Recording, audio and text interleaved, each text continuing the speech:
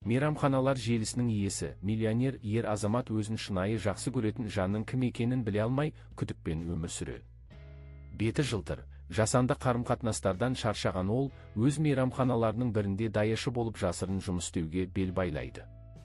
Барлығы оны елемей, кемсітіп жатқанда, тек бір ғана тазалықшы әйел оған құрметпен және адамгершілікпен қарайды. Шындықты ашатын кеште ол бүкіл залдағы жұртты таңғалдырып, өмірлік жары ретінде дәл осы көзге көрінбейтін әйелді таңдайды. Рауан Андас 22-ші қабаттағы суық терезеге маңдайын тіреп, бүкіл Алматыға жауабы жоқ сұрақтай қарады. Төменде Әл-Фараби даңғылының бойында көліктер шексіз кезекке тұрып, жарнама тақталарының шамдары ешқашан тоқтамайтын мегаполиске тән салқын қандылықпен жыпылықтап тұрды. Кәдімгі сейсенбінің түн ортасы ауған шағы еді. Ол өзінің Есентай ауданындағы Асыл төр атты мейрамханасында өткен іскерлік кешкі астан жаңа ғана оралған болатын. Үстел басындағы 6 адам оның әрбір әзіліне күліп, әрбір пікірмен келісіп, оған жақынырақ отыру үшін өзара бәсекелескендей болды. Әсіресе бір әйел әңгіме барысында оның білегін 3 рет ақырын түртіп қалды. 3 рет. Ол мұны санап отырды. Кешкі ас кез келген өлшем бойынша мінсіз өтті. Шарап оның жеке қоймасынан алдырылған қымбат кіштеу маргакс еді. Әңгіме қызықты, зерделі ойларға толы және дәл уақытында айтылған күлкімен өрбіді.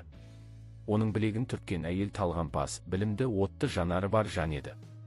Оның тыңдау мәнері сондай шынайы көрінетіні сонша, тек мұқият қарағанда ғана оның сол жағындағы ер адаммен де дәл солай сөйлесетінін байқауға болатын еді. Дәл сондай жымиыс, дәл сондай басын сәл қисайту, дәл сондай есептелген жанар ұшқыны. Рауан мұны кештің 2-ші сағатында байқап, ешкім сезбейтіндей, бірақ өзіне таныс көңіл қалудың салмағын сезінетіндей ұзақ уақыт үнсіз қалды. Ол әйелде ешқандай кінә жоқ еді, мұны түсіну маңызды болатын. Бұл жай ғана жақсы жаттықтырылған қойылым еді, ал ол бұл пьесаны сценарийдің әрбір кіріс шығысына дейін жатқа білетіндей көп көрген болатын. 43 жастағы Рауан сырт көзге өте жолы болған адам көрінетін. Алматы, Астана және Шымкент қалаларында 11 мейрамханасы бар желінің иесі, бизнес басылымдарында жиі жарияланатын дәулеті бар Рауан мұның бәрін шынайы аспаздық талантымен, 20 жасынан бергі қажырлы еңбегімен және ешкім қайталай алмайтын нарықтық түйсігімен құрған еді. Ол Талдықорғанның қарапайым орта тап отбасынан шыққан, өмір бойы біреудің мейрамханасында аспаз болып жұмыс істеп, ұлының жетістігін көре алмай ерте қайтқан әкенің баласы болатын. Сұхбаттарда айтылғанда бұл жол өте әдемі көрінетін. Бірақ Рауан бұл оқиғаны айтқан сайын оған деген сенімі азая түсетін.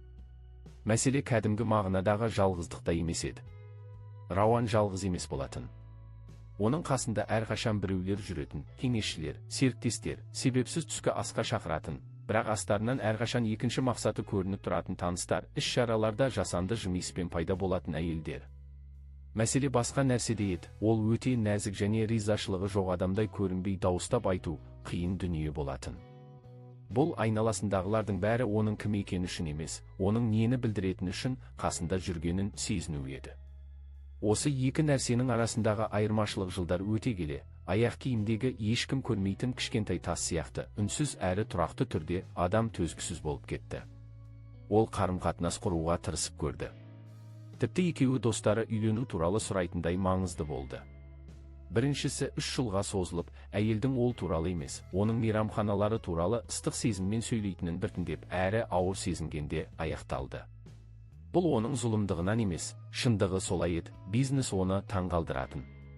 Ал Рауан ер адам ретінде сол таңданыстың қосымша салдары ғана болды. Екіншісі қиынырақ болды, өйткені ол әйел көп жағынан жағымды еді, бірақ бәрібір бір нәрсе жетіспейтін, сөйлесу мәнеріндегі, бөлмеде кім отырғанына байланысты мінез құлқын өзгертуіндегі жасандылық сезілетін. Олар екеуі ғана қалғанда сөзді қажет етпейтін жайлы үнсіздік емес, көрермен кетіп қалғанда не істерін білмейтін актердің ыңғайсыз үнсіздігі орнайтын. Рауан пәтерінің диванына қисая кетіп, қанша уақыт өткенін білмей төбеге қарап жатты. Сыртта Алматы өзінің сарқылмас энергиясымен өмір сүріп жатты. Марапат алған сәулетші ерекше сәнмен безендірген, бірақ өзі ешқандай ынтасыз қабылдаған 500 шаршы метрлік пәтердің ішінде ақшамен шешілмейтін ерекше бір үнсіздік орнаған еді. Осындай ұзақ түндерде бір естелік жиі оралатын. Ол кезде оның жасы 15-терде еді. Әкесі оны Талдықорғандағы өзі аспаз болып істейтін мейрамхананың ас үйіне жұмысқа алып барды. Ол үстелдеріне клеенка жабылған, залының түкпіріндегі тақтаға мәзірі қолмен жазылған қарапайым жер болатын. Рауан күні бойы ыдыс жуып, картоп аршыды. Жұмыс соңында әкесі оның иығынан қағып, ол кезде тым қарапайым көрінген бір сөз айтты. Адал еңбектің дәмі дүниедегі кез келген нәрседен өзгеше болатынын, және ол дәм уақыт өте келе жоғалмайтынын айтты. Жас өспірім Рауан ысқырып қойып, ыдыс жууға қайта кіріскен. Енді 43 жасында және 11 мейрамхана иесі болғанда, ол сол бір қарапайым сәттің соңғы 10 жылдағы Чтия Маргакс ішілген кез келген кешкі астан әлдеқайда салмақты екенін жиі ойлайтын болды. Бұл ой бейсенбі күні таңертең, ол байқамай суып қалған кофені ішіп отырып, операциялық есептерді қарап жатқанда келді. Бұл үлкен шешім ретінде емес, рұқсат сұрамай-ақ көкейіне қонған сұрақ ретінде туды. Егер ол иесі деген лауазымын тастап, әлем оны екінші жағынан қалай қабылдайтынын көрсе қалай болады. Бұл тексеру ретінде емес, жылдар бойы жиналған бақылаудан туған шынайы сынақ ретінде. Теория қарапайым әрі қатал еді. Айналасындағы адамдар оны танымайтын. Олар оның дәулетін, тегін, 11 мейрамханасын білетін. Ал ол түн ортасында терезеге қарап тұрған Рауан, оны жақсы көремін дейтін адамдардың бәріне бейтаныс жан еді. Бұл үшін көне қала мейрамханасы өте қолайлы болатын. Алматының тарихи орталығында орналасқан, биік төбелі, кірпіш қабырғалы және ашық ас үйі бүкіл көшеге хош иіс шашатын бұл орын, Рауан андас есімі ешкімге таныс емес кезде ашқан екінші мейрамханасы еді. Менеджер Серік Мұханов онымен басынан бірге болған және Рауан жұмыстан тыс мәселелерде де сенетін санаулы адамдардың бірі еді. Рауан келесі күні таңертең Серікке қоңырау шалды. Менеджер әдеттегі есебін бастамас бұрын, ол өз шешімін айтты. Тұтқаның арғы жағында біразға дейін үнсіздік орнады. Сіз көне қалада даяшы болып жұмыс істегіңіз келе ме? Деп қайталады Серік сөзін баяу айтып. Бірнеше аптаға. Менің кім екенімді ешкім білмеуі керек. Тек сен ғана білесің. Мені жаңадан келген, тәжірибесі жоқ Рауан деп таныстырасың. Құжаттар жағын өзің ретте. Сонда сіз үстелдерге қызмет көрсетесіз бе? Дәл солай. Тағы да үнсіздік. Себебін сұрауға бола ма? Болады, бірақ бұл жолы маған сенгеніңді қалаймын. Тұтқаның арғы жағынан ауыр тыныс естілді. Жақсы, қашан бастаймыз? Дүйсенбіде.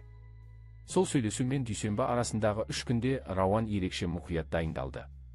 Қарапайым қара шалбар, бренді жоқ ақ жейде, ыңғайлы әрі көзге түспейтін аяқ киім сатып алды. Көшедегі шаштаразға барып, ешқандай сәнсіз, қарапайым етіп шашын алдырды. Қолындағы сағатын шешіп, сейфке салып қойды. Дүйсенбі күні таңертең айнаға ұзақ қарап, алдында тұрған адамды тануға тырысты. Сағатсыз, костюмсіз, бөлмедегілердің назары өзінде екенін сезбейтін қалыптағы адамның жүзі басқаша көрінді. Бұл еркіндік пе, әлде жай ғана оғаш сезім бе, ол әлі білмеді. Таңғы сағат 8-де көне қаланың қызметтік есігінен кірді. Серік оны қобалжып тұрғанын сездірмей, нық қол алысып қарсы алды және басқа қызметкерлерге агенттік арқылы келген жаңа даяшы ретінде таныстырды. Ешкім сұрақ қоймады. Дүйсенбі жұмыс көп болатын күн, мейрамхананың тіршілігі үстелдерге кім қызмет көрсетіп жатқанына қарамастан қайнап жатты. Рауан алжапқышын тағып, тапсырыс блокнотын қалтасына салды да залға шықты. Бірінші үстелде 2 іскер адам дауыстарын бәсеңдетпей бизнес туралы сөйлесіп отырды. Олар үшін даяшы жиһаздың бір бөлігі сияқты еді. Оған қарамай-ақ тапсырыс берді. Рауан бүгінгі ас мәзірін сұрағанда, ер адамдардың бірі қолын көтеріп, үнсіз болуды бұйырды. Рауан бір секундқа тұрып қалып, мұны іштей қабылдауға тырысты. Бұл ашу емес, теория жүзінде білетін нәрсенің нақты, тіпті күлкілі бір қол қимылымен көрініс табуын физикалық тұрғыдан сезіну еді. Күні бойы осылай өтті. Бір әйел тамақтың кешігуіне байланысты оған айғайлап, дөрекі сөйледі. Бір топ жастар мардымсыз тиын-тебен қалдырып, үстел үстіне стақанды аударып кетті. Костюм киген ер адам Рауанның бетіне бір ретте қарамай, оны үшіретей жігітім деп шақырды. Бұл жағдайларда бір шындық ашылып жатты. Бұл таңғаларлық жаңалық емес еді, бірақ дерексіз ойдан нақты сезімге, ас үй иісіне және алжапқыштың салмағына айналғанда мүлдем басқаша әсер етеді екен. Ауысым соңында Рауан алжапқышын шешіп, асүйдің артқы жағындағы орындыққа біраз отырды. Ол бір нәрсені анық түсінді. Осы шу мен немқұрайлылықтың ортасында бір-бірін адам ретінде көре алатын жандар бар ма? Ол мұны іздеу үшін сейсенбіде қайта келеді. Екінші апта Алматының орталығына себелеп жауған жаңбырмен басталды. Жаяу жүргіншілер жолы тайғақ болып, көне қаланың қонақтары әдеттегіден гөрі ашулырақ көрінді. Рауан мейрамхана залындағы адамдардың көңіл күйі сырттағы ауа райына байланысты өзгеретінін, және даяшы сол өзгерісті өз жүзінде ешқандай эмоция көрсетпей қабылдауы керек екенін тез түсінді. Бұл оның тәжірибелі қызметкерлері жылдар бойы меңгерген дағды еді, ал ол бұрын жоғары лауазымда болғандықтан мұны үйренудің қажеті болмаған. Енді үйреніп жатыр. Мұнда Фариза есімді 28 жастағы даяшы қыз бар еді. Оның жұмысқа деген пысықтығымен бірге, қонақтар естімейтін жерде өткір тілі де бар екенін Рауан бірден байқады. Ол Рауанды алғашқы 2 күнде жұмыс көп, бос сөзге уақыт жоқ адамның тікелей көзқарасымен бағалады. Сәрсенбі күні түстен кейін ол өз ойын ашық айтты: сен баяусың, бірақ үйреніп келесің. Бұл мұнда келіп кететіндердің жартысынан жақсы көрсеткіш. Рауан оған сондай бір салмақтылықпен алғыс айтты. Фариза мұны аңқаулық деп қабылдады. Бұл жағдай Рауанның іштей күлкісін келтірді. Сондай-ақ Дәулет есімді 25 жастағы жігіт бар еді. Ол үстелдерге жылдар бойы жинаған тәжірибесімен қызмет көрсететін. Оның өзіне деген сенімі қонақтардың мақтауына мүлдем тәуелдемес еді. Дәулет кез келген ортаны ешқандай күш жұмсамай-ақ көңілді ете алатын адам болатын. Рауан оны бірден ұнатты. Бірақ бір қызығы, қызметкерді басшы ретінде сырттай ұнату мен онымен бір ауысымда әріптес болып жұмыс істеудің арасында үлкен айырмашылық бар екен. Лауазым арақашықтығы адамның шынайы болмысын толық көруге мүмкіндік бермейді екен. Мейрамхана іштен қарағанда сырттай бақылағаннан әлдеқайда күрделі ағза сияқты көрінді. Мұнда ешқандай құжатта жазылмаған жасырын иерархия бар еді. Кім жарық жақсы түсетін үстелдерді таңдайды, кім асүй есігіне жақын үстелдерден қашады, таңғы астан қалған тағамдарды кім бірінші болып жейді. Сондай-ақ тазалық ауысымдары да залдың ырғағымен қатар жүретін, бірақ олар бір-біріне сирек соқтығысатын ерекше бір әлем іспеттеседі. Осы екінші әлемді бақылай отырып, Рауан мейрамхана басқарудағы көп жылдық тәжірибесіне қарамастан бұрын-соңды байқамаған бір нәрсені түсінді. Тазалықшылар өз жұмыс орнында әлеуметтік тұрғыдан жоқ адамдар сияқты өмір сүреді екен. Олар залдан өтеді, өз міндеттерін үнсіз орындайды, және айналасындағы адамдар олардың бар екенін сезбей де қалады. Бұл дөрекілік емес, одан да жаман нәрсе еді. Бұл адамды елемеу, оның бар екенін мойындамау болатын. Рауан жылдар бойы тазалықшыларды жұмысқа алып, жұмыстан шығарды, бірақ бұл мәселе туралы ешқашан терең ойланбаған еді. Енді ол мұны анық көріп, іштей ыңғайсыздық сезінді. Бұл ыңғайсыздық оны көп нәрсені қайта қарауға мәжбүр етті. Бейсенбі күні түстен кейін ол есікке жақын үстелдегі стақандарды жинап жатқанда, бір әйел асығыс кіріп келді. Оның су болған қолшатырынан есіктен бастап үстелге дейін су тамшылап тұрды. Әйел отыра салып, мәзірді ашты да, артына қарамай даяшыны шақырды. Өзі қалдырған су іздеріне мүлдем мән бермеді. 2 минуттан кейін қолында шүберегі мен шелегі бар тазалықшы қыз пайда болып, ешқандай дыбыс шығармай еденді сүртіп шықты. Әйел мәзірден басын көтермеді. Ешбір даяшы рахмет айтпады. Көрші үстелдегілер де мән бермеді. Рауан бұл көрініске ұзақ қарап қалды да, жұмысын жалғастырды. Сол түні ауысымнан кейін киім ауыстыратын бөлменің кіреберісіндегі кішкентай айнаға қарады. Айнаның шеті сынып, біреу оны ескіріп кеткен скотчпен жапсырып қойыпты.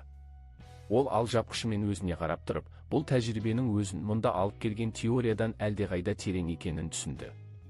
Бұл тек адамдардың ақша мен мәртебе алдында өзгеретінін растау ғана емес еді. Бұл 8 сағаттық ауысым бойы сол салмақты өз денеңмен сезінудің қаншалықты ауыр екенін түсіну болды. Екінші аптаның соңында серік оны артқы дәлізде жолықтырып, бір нәрсе сұрағысы келсе де батпай тұрғандай ыңғаймен қарады. Рауан оның сұрағын алдын ала сезді. «Мен жақсымын», деді ол.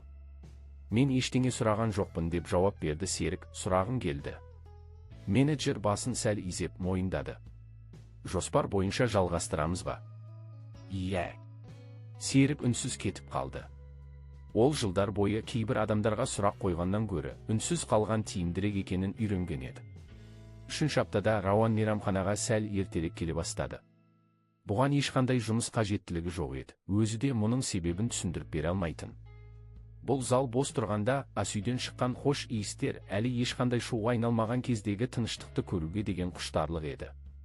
Сол алғашқы 30 минуттағы тыныштық оның өмірінің басқа ешбір жерінде кездеспейтін шынайылыққа толы болатын. Осындай таңдардың бірінде ол асүйден алған ыстық кофесімен дәлізде тұрғанда, артқы жақтағы асханадан дауыстар естіді. Бұл қызметкерлердің ауысым алдында тамақтанатын кішкентай бөлмесі еді. Ол Фаризаның өткір дауысын және өзі танымайтын тағы бір қызметкердің дауысын таныды. Ол бүгін тағы да ерте келді деді Фариза, Рауанға таныс бір жағымсыз пікір айтар алдындағы үнмен. Кім? Деп сұрады екінші дауыс. Әйгерім ғой. Негізгі залды тазалайтын қыз. Танымайсың ба? Сөйлемейтін, әрқашан бір бұрышта жүретін қыз. Бір жерді алып тұрудан қорқатын сияқты болып көрінеді. Біреу ақырын күлді. А, сол ма? Иә, көргемін. Шынымен де көзге түспейді екен. Мұнда істегеніне 2 жыл болды. Бір ретте қызметін өсіруді сұрамады, ешқашан шағымданбады, жұмыс соңында басқалармен бірге кетпейді. Бәрін мұқият бітірмейінше, дүние тоқтап қалатындай жалғыз өзі тазалап жүреді. Фаризаның дауысы қатыгез емес еді, бұл жай ғана өз сөзінің ауырлығын сезбейтін немқұрайлық болатын. Оған таңғаларымды немесе аярымды білмеймін. Рауан қолындағы кофесі суып, дәлізде тұрып қалды. Ол әңгімеге араласқысы келмеді, жай ғана естіп қалды. Фариза айтқан сол бейне оның ойынан күні бойы кетпеді. Әйгерім, көне қалада 2 жылдан бері істейді. Негізгі залдың тазалығына жауапты. Ешқашан лауазым сұрамаған. Ешқашан шағымданбаған. Ауысым кезінде Рауан мейрамханадағы тазалықшылардың қозғалысына басқаша қарай бастады. Олардың үстелдер арасында жүріп, қалған құтқанды жинап, тәртіп орнатып жүргенін көрді. Олардың ішінен бір қызды бірден таныды. Ол асықпай, бірақ өте мұқият жұмыс істейтін. Оның іс-әрекетінен өз жұмысына деген жауапкершілік сезілетін. Ол біреудің көру үшін емес, нәтиже үшін істейтін сияқты еді. Сол күні оның жүзін анық көре алмады. Зал адамға толы болды. Бірақ Әйгерім есімі оның жадында сақталып қалды. Сол түні үйіне қайтқанда ол алғаш рет қонақтардың дөрекілігі туралы емес, залдан ешкімге көрінбей өтіп бара жатқан сол қыз туралы ойлады. Келесі күні таңертең Рауан әдеттегідей ерте келіп, залға бет алды. Жұма күні көне қалада ерекше энергия болатын, демалыс алдындағы көңіл-күй қонақтар келмей тұрып-ақ сезілетін. Дәулет ысқырып жүріп үстелдерге шанышқы пышақтарды қойып жатты. Фариза құлағына қаламын қыстырып, брондалған үстелдерді тексеріп жүрді. Сол кезде Рауан Әйгерімді көрді. Ол залдың шетінде, терезе жанында еденді мұқият сүртіп жатыр екен. Оның жұмыс істеу мәнері назар аудартатын еді, өйткені ол назар аудартуға мүлдем тырыспайтын. Қимылдары жүйелі, асықпай, әрбір ісіне мән беріп істейтін сияқты. Ол ешқайда қарамай, өз ісіне толық берілген еді. Рауан мұндай жауапкершілікті жоғары лауазымды адамдардан да сирек көретін. Оның жасы 30-дар шамасында еді. Қара шашын қарапайым етіп түйіп қойыпты. Үстіндегі жұмыс киімі басқалардыкімен бірдей болса да, оның киімі өте таза әрі ұқыпты еді. Ол шүберекті сығып жатқанда, Рауан оның қолдарына қарады. Тазалық құралдарынан терісі сәл қатайған, ешқандай бояусыз қарапайым қолдар еді. Ол Рауанның қарап тұрғанын байқамады. Мүмкін байқаса да, оған мән бермеген болар. Сол күні Рауанның жұмысы басқаша өтті. Ол үстелдерге қызмет көрсетіп жүрсе де, оның назары терезе жағындағы Әйгерімде болды. Ол Әйгерімнің зал ішіндегі қозғалысын, ешкімге кедергі жасамай тәртіп орнатып жүргенін бақылады. Ешбір даяшы оны атымен шақырмады. Ешбір қонақ оны адам ретінде көрмеді. Оған мейрамхананың бір бөлігі сияқты, асүйдің құбырлары сияқты қажетті, бірақ еленбейтін дүние ретінде қарады. Түскі ас кезінде Рауан қызметкерлер асханасында бір бұрышқа отырып, адамдардың қалай топтасатынын бақылады. Дәулет пен Фариза бірге отырды. Асүй қызметкерлерінің өз ортасы болды. Әйгерім болса қабырға жағындағы орындыққа жалғыз отырып, үйден алып келген тамағын ішті. Ол ешкімге шағымданбай, жалғыздықтан қысылмай, жай ғана өз әлемінде отырғандай көрінді. Рауан оның қасына барып отырғысы келді, бірақ өзін тоқтатты. Бұл оғаш көрінуі мүмкін еді. Ол бәрі табиғи түрде болғанын қалады. Түстен кейін зал сәл босағанда Рауан даяшылардың өзара әңгімесін естіп қалды. 2 жыл бойы тазалықшы болып жүр, басқа бөлімге ауысуды да сұрамайды, деді Мұрат есімді даяшы. Адамның өмірден күтетіні осы-ақ па? Кейбіреулер осы үшін туылған деп жауап берді біреу. Бәрінде бірдей амбиция бола бермейді ғой. Бұл амбиция мәселесі емес. Бұл өзінің бұдан артыққа лайық екенін білмеуі. Біреулер күлді. Рауан үстел үстіндегі мәзірлерді түзетіп жатып, естімегендей болды. Ол адамдардың өздерін жоғары санау үшін біреуді төмендетуге тырысатын әдетін жақсы білетін. Әйгерім олар үшін төменгі сатыдағы адам ретінде өздерін жақсы сезінуге көмектесетін құрал сияқты еді. Рауан іштей ойлады, Әйгерім мұны қалай көтереді екен? Күні бойы еленбеу оған ауыр тимей ме? Әлде ол басқалардың мойындауын қажет етпейтін өз ішкі тыныштығын тапқан ба? Ол мұны білгісі келді. Ауысым соңында Рауан дәлізде Әйгеріммен жолығып қалды. Ол қолында шелегімен сыпырғышы бар, өзіне тән жеңіл қимылмен келе жатыр екен. Ол Рауанға қарамай өте берді. Рауан, қайырлы кеш, деді. Ол 1 секундқа тоқтап қалды. Бұл ол үшін күтпеген жағдай болғандай. Сосын Рауанға қарады. Оның көзқарасынан қорқынышта, таңғалу да байқалмады, тек сабырлы бір назар еді. Қайырлы кеш, деді ол. Дауысы жайлы, сабырлы еді. Оның сөйлеу мәнерінен Алматыға тән емес, басқа бір өңірдің акценті байқалды. Ол жолын жалғастырды. Рауан да кетті. Бірақ Рауанның ойында сол қайырлы кеш деген сөз ұзақ сақталды. Неге бұл қарапайым сөз оған басқаша естілді? Ол мұның себебін түсінді, өйткені бұл шынайы еді. Ешқандай жасандылықсыз, есепсіз айтылған сөз. Ол өзінің кіммен сөйлесіп тұрғанын білмейтін, және оны білуге мұқтаж емес адамның жауабы еді. Сол кеште Рауан даяшы ретіндегі алғашқы қателігін жіберді. Ол бір үстелдің қосымша тағамын 15 минутқа кешіктіріп алды. Өйткені ол залдың шетінде терезе сүртіп жатқан Әйгерімге қарап қалған еді. Оның өз ісіне деген зейіні Рауанды таңғалдырды. Фариза мұны байқап, оған көмектесті. Кейінірек ол Рауанның қасынан өтіп бара жатып, жұмысқа зейін қой, жаңадан келген, деді. Ойға шомып кетсең, зал күтіп тұрмайды. Рауан түсінгенін айтты. Шынымен де түсінді. Бірақ оның ойы әлі белгісіз бір бағытқа кетіп бара жатқан еді. Ол бағыттың маңызды екенін іштей сезді. Келесі жұма Алматының ерекше бір шуақты күнімен басталды. Аспан ашық, ауа таза еді. Көне қала түстен бастап адамға толды. Рауан үстелдер арасында жүріп тапсырыс алып, жұмысқа төселіп қалғанын сезді. Ол бір уақытта бірнеше үстелді бақылап үлгеретін болды. Сағат 2-лер шамасында бір оқиға болды. Рауан асүйден 3 табақ тамақ пен 2 стақан су салынған науаны поднос көтеріп шықты. Дәлізде келе жатқанда Әйгерімнің едендегі бір дақты сүртіп жатқанын көрді. Дәліз 2 адам еркін өтетіндей кең еді, бірақ Рауан науаны иығына көтеріп, үстелдердің нөміріне қарап келе жатып, қабырғадағы шамға иығы тиіп кетті. Науа қисайып, стақандар жерге құлап, шағылды. Табақтарда соңынан ұшты. Рауан бос науаны ұстап, шыны сынықтарымен судың ортасында тұрып қалды. Бұл Фаризаның сен баяусың деген сөзінің дәлелі сияқты болды. Бір сәт бәрі тоқтап қалғандай болды. Дәулет алыста еді. Фариза басқа үстелмен айналысып жатты. Қонақтар ренішпен немесе аяушылықпен қарады. Әйгерім Рауаннан бұрын қимылдады. Ол орнынан тез тұрып, қолындағы шүберекті шыны сынықтарының астына төседі. Ешқандай артық сөз айтпады, ешкімді кінәламады. Ол өзіне тән сабырлылықпен жағдайды бақылауына алды. Үлкен сынықтарды жинап, суды сүртіп, адамдардың баспауын қадағалады. Рауанда көмектесу үшін еңкейді. Абайлаңыз, деді ол. Бұл оның Рауанға тікелей айтқан алғашқы сөзі. Бұл табақтың шеті өткір, қолыңызды кесіп алуыңыз мүмкін. Рауан оның айтқандай істеді.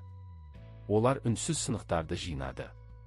Рауан қонақтардан кешірім сұрап, тамақтың қайта дайындалатынын айтты. Дәліз тазарған соң, Рауан Әйгерімге рахмет деді. Бұл жай ғана әдептілік емес, шын жүректен шыққан сөз еді. Оқасы жоқ, деді ол. Осы 2 ауыз сөз Рауанның есінде ұзақ сақталды. Ешқандай жасандылықсыз, есепсіз айтылған сөз. Бұл қарапайым адамгершілік еді. Ауысым соңында Рауан Әйгерімді киім ауыстыратын бөлмеде жолықтырды. Ол жұмыс аяқ киімін ауыстырып жатыр екен. Саған дұрыстап рахмет айтуға бола ма? Жаңа асығыс болып кетті деді Рауан, ол басын көтеріп, айттыңыз ғой деді. Ол кезде бәрі қарбалас еді. Ол есепке жүрмейді. Ол сәл ойланып жүреді, бірақ мейлі деді. Ол аяқ киімін киюді жалғастырды. Рауан үнсіз тұрып қалды. Сен мұнда көптен бері істейсің бе? Деп сұрады Рауан, ол бірден жауап бермеді. Ол кез келген сұраққа жауап бермес бұрын ойланатын сияқты. 2 жыл, 3 ай деді ол соңында. Саған мұнда жұмыс деген ұнай ма? Бұл сұрақ сәл оғаш естілді. Тазалықшыға осы жұмыс ұнай ма деп сұрау бір түрлі көрінуі мүмкін. Бірақ ол мұны келемеж деп қабылдамады. Ұнайды деді ол жай ғана. Неге? Ол тағы да ойланып қалды. Рауан күтіп тұрды. Өйткені менің істеген ісім маңызды деді ол. Тіпті оны ешкім көрмесе де. Рауан үнсіз қалды. Бұл сөзде үлкен мағына бар еді. Бұл өмірлік тәжірибеден туған қорытынды сияқты көрінді. Ол жұмыс киімін сөмкесіне салып, есікке қарай беттеді. Қайырлы кеш деді ол тағы да сол қарапайым мәнерімен. Қайырлы кеш деп жауап берді Рауан, ол кетіп қалды. Рауан жабық есікке ұзақ қарап тұрды. Оның істеген ісім маңызды, тіпті ешкім көрмесе де деген сөзі Рауанның ішінде жаңғырып тұрды. Ол мұндай сөздерді философиялық кітаптардан оқыған, бірақ оны өз еңбегімен дәлелдеп жүрген адамнан есту мүлдем басқа еді. Сол түні Рауан пәтерінде ұзақ отырды. Ол осы сөзді жан-жағынан саралап, оның маңызды екенін түсінді. Келесі күндері Рауан мейрамханадағы бір ерекше уақытты тапты. Түскі ас аяқталып, кешкі асқа дайындық басталғанға дейінгі 20 минуттық үзіліс. Ол кезде мейрамханада тыныштық орнайтын. Осындай үзілістердің бірінде ол Әйгерімді мезонинге, екінші қабатқа шығатын баспалдақта отырған жерінен көрді.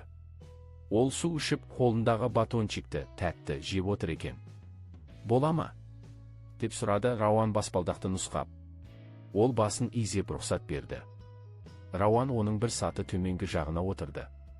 Олар біраз үнсіз отырды.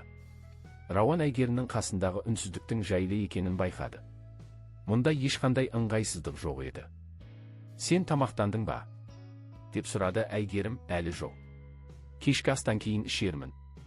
Ол батончигін 2-ге бөліп, жартысын Рауанға ұсынды. Бұл жай ғана бөлісу еді. Рауан алды.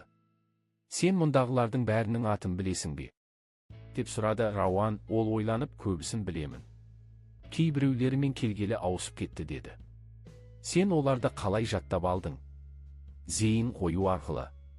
Ол сәл кідіріп, сен келгенде сені ешкім дұрыстап таныстырмады ма? Деді. Серік таныстырды.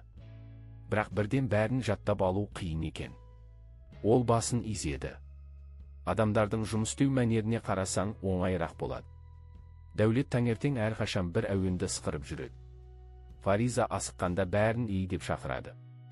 Ас үйдегі Болат тамақ салмас бұрын үстелді 2 рет тұрады. Адамдардың өз әдеттері бар. Соған қарап атында жаттап аласың. Рауан таңғалды. Бұл адамдарды сыртқы сөзіне емес, іс-әрекетіне қарап танудың ерекше әдісі еді. Сен мұндай зейінді қайдан үйрендің? Деп сұрады Рауан, әкемнен деді ол. Ол Семейдегі бір зауытта түнгі ауысымда жұмыс істейтін. Мен кішкентай кезімде ұйықтай алмай, оның таңғы 6-да келуін күтетінмін. Ол келгенде оның аяқ киімін қалай шешкеніне қарап, жұмысының қалай өткенін түсінуге тырысатынмын. Егер аяқ киімін дәлізде қалдырса, шаршағаны, егер бөлмеге алып кірсе, көңіл күйі жақсы болғаны. Ол ешқашан шағымданбайтын, сондықтан оның жағдайын білудің жалғыз жолы осындай ұсақ түйекке мән беру еді. Рауан мұны үйіп тыңдады. Бұл өте шынайы әрі жылы естелік еді. Әкең әлі де сонда жұмыс істей ме? Жоқ, 3 жыл бұрын зейнетке шықты. Оның жүзінен сәл мұң байқалды. Денсаулығы сәл сыр беріп жүр. Бірақ қазір үйде. Өзің қай жерденсің? Семейдемін, өзің ше? Бұл сұрақ Рауанды тосылдырып тастады. Оның кім екеніне, несі барына қарамай, жай ғана қызығушылық танытқан алғашқы адам осы Әйгерім болды. Мен де ауыл жақтамын. Талдықорғаннан деді ол. Алматыға жұмыс бабымен келдің бе? Иә, жұмыс үшін, және бұл қалада кейбір нәрселерге көбірек мүмкіндік бар. Ол түсінгендей басын изеді. Алматы шаршатады, бірақ кейбір адамдар үшін бұл қаланың маңызы зор. Мен үшін де солай, әзірге. Бірнеше жылдан кейін қайда болатынымызды білмейміз ғой, деді ол. Мен мұнда бір мақсатпен келгенмін.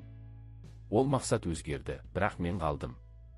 Рауан оның алғашқы мақсаты не екенін сұрағысы келді, бірақ тоқтады. Әйгеріммен сөйлескенде асықпау керек екенін түсінді. Саған мұнда істеген ісің шынымен ұнай ма? Деп қайта сұрады Рауан. Ол бос залға қарап біраз үнсіз отырды. Мен тазалап жүргенде бір нәрсе ойлаймын, деді ол соңында. Таза зал бұл аппақ қағаз сияқты. Адамдар келеді, оны пайдаланады, із қалдырады. Сосын мен келіп, бәрін қалпына келтіремін. Таза жерде адамдар өздерін жайлы сезінеді, тіпті оны байқамаса да. Ортаның тазалығы адамның көңіл күйіне әсер етеді. Рауан үнсіз қалды.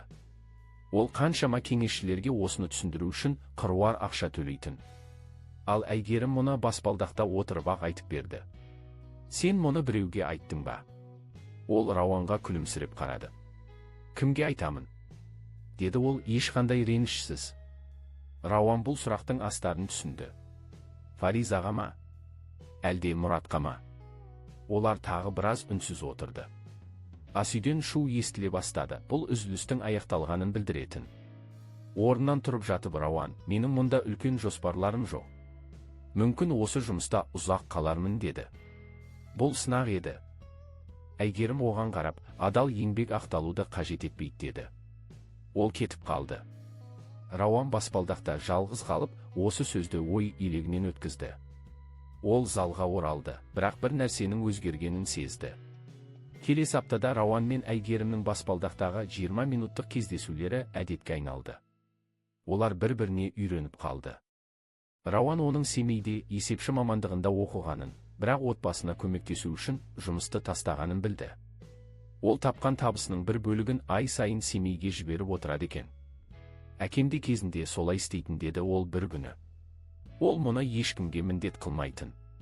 Жай ғана істеу керек болған соң істейтін. Меніңше, міндет пен мінездің айырмашылығы осында. Мінезі бар адамға көрермен керек емес. Рауан оған таңғала қарады. Оның бойындағы бұл қасиет, ешкім көрмесе де дұрыс істеу, Рауанның Алматыдағы бай қуатты ортасынан іздеп таппаған дүниесі еді. Сен әкеңе ұқсайсың, деді Рауан. Ол сәл таңғалып, солай деп үміттенемін, деді. Үшінші аптада әріптестерінің арасында өсек тарай бастады. Дәулет бірінші болып, ей, Рауан, сен үзіліс жасайтын ең жақсы жерді тауып алғансың ба? Деп әзілдеді.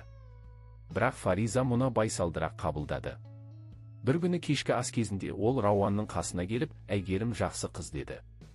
Білемін. Онда оған дұрыс қара. Фариза сәл кідіріп, ол мұнда ешкімнен назар көріп үйренбеген. Сенің бұл ісің оны шошытып алуы мүмкін, деді. Рауан оған қарап, сен оған алаңдайсың ба? Деді. Фариза бірден жауап бермей, мен мұндағылардың бәріне алаңдаймын, деді. Бірақ оның көзінен Әйгерімге деген ерекше бір жанашырлық байқалды. Ал Мұрат болса өз ойын жасырмады. Бір күні асүйде ол біреуге, жаңа даяшы тазалықшымен дос болып алыпты. Бірі болашағы жоқ, екіншісінің болашағы осы, деп күлді. Рауан мұны естіп, Мұрат сияқты адамдардың кез келген жерде кездесетінін ойлады. Олар біреуді төмендету арқылы ғана өздерін жоғары сезіне алады. Кейінірек Рауан мұны Әйгерімге айтты. Ол сабырмен тыңдап, ол жалғыз емес, көбісі солай ойлайды, деді. Бұл сенің шамбайыңа тимей ме? Бұрын тиетін. Бірақ қазір адамдардың неге бұлай істейтінін түсінген соң, ауыр тимейтін болды. Адамдарды лауазыммен немесе ақшасымен өлшейтіндер, әлі нағыз маңызды нәрсені түсінбегендер. Оларға ашуланудың қажеті жоқ, деді ол. Рауан оның бұл кеңпейілдігіне таңғалды. Сен неге бірінші болып менімен сөйлестің? Деп сұрады Әйгерім. Рауан ойланып, өйткені сенің айтқан бір сөзің ойымнан кетпеді. Істеген ісіңді ешкім көрмесе де маңызды деп санағаның ұнады. Маған дәл осылай ойлайтын адам керек болды, деді. Әйгерім оған қарап, басқа ешкім болмады ма? Деді. Бұл сұраққа жауап беру қиын еді. Рауан тек, мен әлі кездестірмеген едім, деді. Ол басын изеді. Адамдардың көбі өздерінің несі бар екенін көрсеткісі келеді. Бірақ ешкім көрмей тұрғанда кім екенін көрсеткісі келетіндер аз, деді ол. Бұл сөз Рауанның жүрегіне дөп тиді. Бір бейсенбі күні Рауан оянып, іштей бір қорқыныш сезінді. Бұл оның бұрынғы сәтсіз қарым-қатынастарынан қалған қорқыныш еді. Ол Әйгерімнің де басқалар сияқты болып шығуынан қорықты.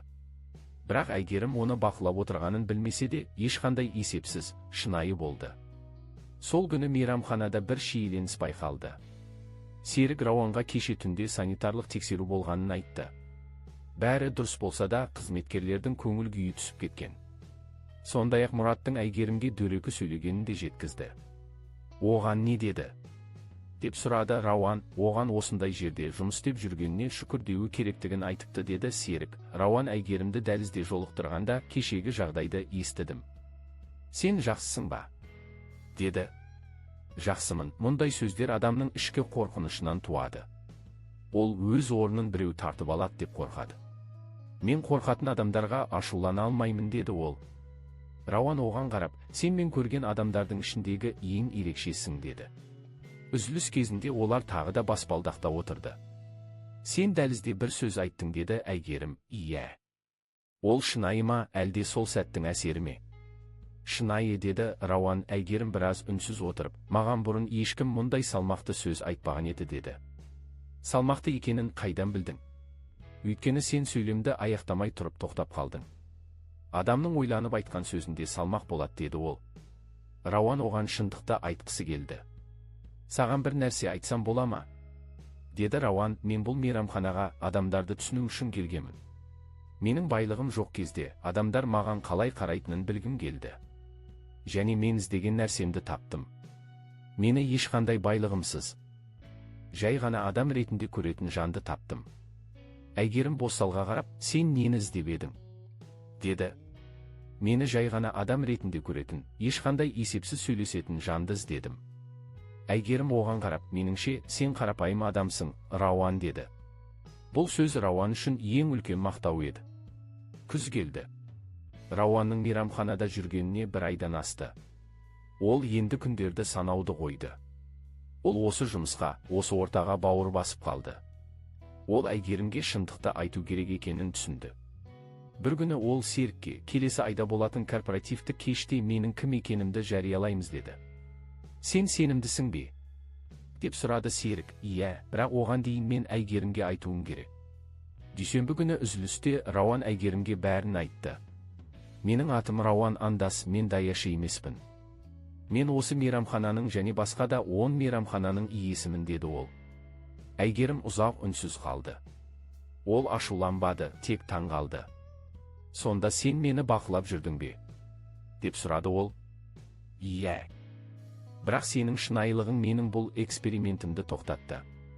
Сен менің кім екенімді білмей-ақ маған құрмет көрсеттің, деді Рауан. Әйгерім біраз ойланып, маған ойлану керек, деді. Бұл жоқ деген сөз емес, бірақ бәрін қорыту үшін уақыт керек. Рауан оған уақыт берді. 2 күннен кейін Әйгерім оған, меніңше, сенің кім екенің маңызды емес. Маған сенің тыңдай білетінің ұнайды, деді. Кеш болатын күн келді. Рауан костюм киіп сағатын тақты.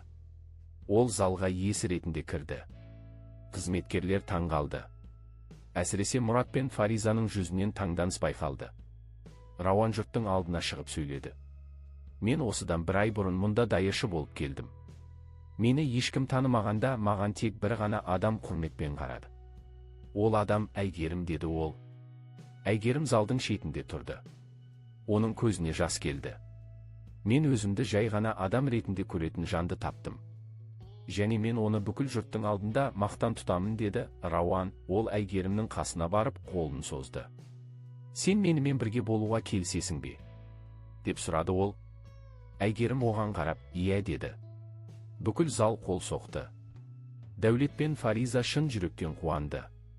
Тіпті Мұрат та іштей өз қателігін түсінгендей болды. Рауан мен Әйгерім бірге болды. Әйгерім жұмысын тастамады, өйткені ол өз еңбегін мақтан тұтатын. Рауан болса ең басты байлықтың ақша емес, адамның ішкі жан дүниесі екенін түсінді. Олар бақытты өмір сүрді. Рауан енді ешқашан терезеге қарап жалғызсырамады. Өйткені оның қасында оны шынайы жақсы көретін жан бар еді. Қымбатты тыңдармандар, Рауан мен Әйгерімнің хикаясы аяқталды, бірақ ол қалдырған ой мәңгілік. Егер сіз бар байлығын тастап, шынайылықты іздеген ер адамның және ешқашан өз болмысын жоғалтпаған әйелдің оқиғасына тебіренсеңіз, демек, махаббаттың адамның дәрежесінде емес, оның ішкі әлемінде екенін түсінгеніңіз. Осындай жүрекке жылы тиетін оқиғаларды жіберіп алмау үшін арнамызға жазылып, қоңыраушаны басып қойыңыз. Егер бұл оқиға сізге ұнаса, лайк басып, пікір қалдырыңыз. Сізді бұл хикаяда не көбірек толқытты? Рауанның батылдығы ма, әлде Әйгерімнің сабырлылығы ма? Біз күн сайын сіздер үшін осындай ерекше оқиғаларды ұсынамыз. Келесі кездескенше, бізбен бірге болғандарыңызға рахмет. Оқиға аяқталды. Trade Partial 57.2 Original